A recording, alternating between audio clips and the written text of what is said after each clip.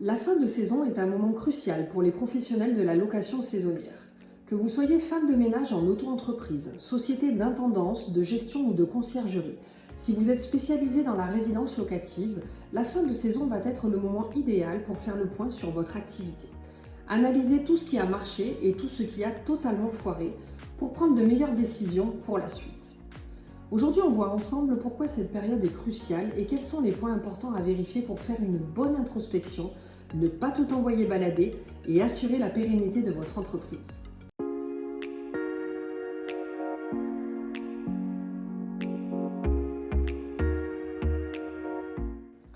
Salut les réseaux, j'espère que tout le monde va bien. Je suis Carole Anita, experte en intendance et gestion de résidences locatives. J'aide les entrepreneurs et propriétaires à démarrer ou à développer leur activité en leur donnant toutes les astuces et outils nécessaires pour réussir. Mon but est de vous faire gagner du temps, mais aussi de vous éviter toutes les erreurs que j'ai moi-même pu faire au démarrage. Lorsqu'on travaille dans un secteur très saisonnier, on se rend vite compte que même en étant très bien organisé, on a toujours la tête dans le guidon en plein cœur de saison. On bosse, on anticipe, on réagit, on solutionne. Bref, chaque minute est précieuse pour s'assurer que nos services soient au top. Et le peu de temps libre qu'on a, en général, on se repose. Les émotions peuvent être parfois très intenses en pleine saison, ce qui rend donc impossible, ou je dirais plutôt judicieux, de ne pas prendre de grandes décisions concernant l'avenir de votre boîte à ce moment-là. Quand les choses commencent à ralentir, même si nos émotions sont encore à vif et souvent liées à de l'épuisement, c'est à ce moment-là qu'il faut commencer le travail d'introspection. Alors vous me direz, mais non, justement, on est encore bien trop fatigué ou sous pression pour prendre de bonnes décisions. Eh bien, je vous dirais que non. En fait, si vous attendez trop longtemps, que vous vous accordez enfin ce mois de repos, « Oh, je verrai ça à mon retour, là vraiment, j'en peux plus », ou pire encore, si vous attendez le début de la saison suivante, eh bien, beaucoup de choses se seront tassées. Vous aurez sûrement tout oublié, tout ce qui se sera bien passé, et gardé en mémoire plutôt tout ce qui aura déraillé pendant la saison. Et oui, nous les humains, on est en général plutôt doués pour se rappeler seulement des mauvais éléments de notre vie.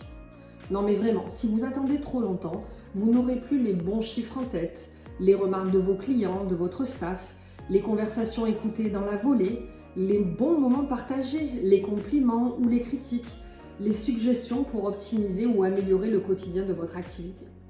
La logique veut que le trop-plein d'activités et de pression nous incite à vouloir faire le vide et à passer à autre chose après une saison. Mais là est l'erreur. Si vous voulez faire une bonne analyse et faire perdurer votre entreprise, vous devez avoir le plus de données possible en main, les bonnes comme les mauvaises. Du coup, moi, ce que je vous conseille, c'est de prendre, si vous le pouvez, 2 ou 3 jours de repos en toute fin de saison, pour dormir, décompresser un peu, évacuer le gros des tensions et des émotions, puis de revenir dans votre activité et de lister tout ce qui vous vient en tête, toutes les anecdotes, les nouvelles idées, les remarques que vous vous êtes faites. Soyez aussi attentif au discours de votre staff, de vos clients locataires ou propriétaires. Demandez-leur ce qu'ils ont pensé de vos services.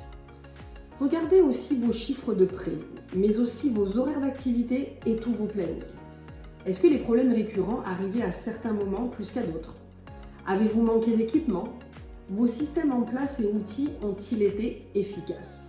Bref, passez en revue votre saison au peigne fin et restez ouvert à la critique. C'est grâce à cette analyse que vous allez pouvoir faire les ajustements nécessaires et que vous serez en mesure de prendre de bien meilleures décisions pour l'avenir de votre entreprise.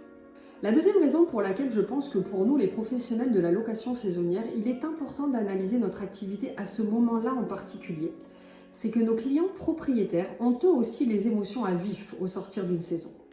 Et c'est en général sur un coup de tête qu'ils décideront de changer de prestataire de service parce que ça ne se sera pas bien passé avec le leur. Alors avant de passer à autre chose, de fermer leur propriété, ils prendront en général le temps de chercher leurs nouvelles équipes pour la saison suivante. Vous devez donc être prêt. Avez-vous mis en place une bonne communication pour que l'on puisse vous trouver en un clic sur le marché de votre activité? Mais plus important encore, savez-vous exactement qui est votre client idéal? Celui qui a besoin exactement de ce que vous avez à proposer et qui partage les mêmes valeurs que vous concernant le secteur. Votre analyse de la saison doit donc vous permettre de répondre avec assurance à toute nouvelle collaboration ou de mettre à jour votre offre, vos conditions et contrats existants. Vous devez déterminer exactement si vos tarifs sont toujours bons, quel planning adopter pour être plus efficace et éviter le découragement des équipes, Quel profil de collaborateur embaucher et avec quel type de contrat? Ou encore, très important, quel nouveau client accepter et lequel vous devriez refuser? Alors cela semble peut-être prétentieux ou contre-intuitif, mais je suis de ces personnes qui pensent qu'il faut savoir dire non ou laisser partir certains clients pour le bien de l'entreprise. Ça sera d'ailleurs le sujet de ma prochaine vidéo, alors restez connectés, pensez à liker si vous avez aimé celle-ci et à vous abonner pour recevoir la notification des prochaines vidéos. Je vous dis à très vite!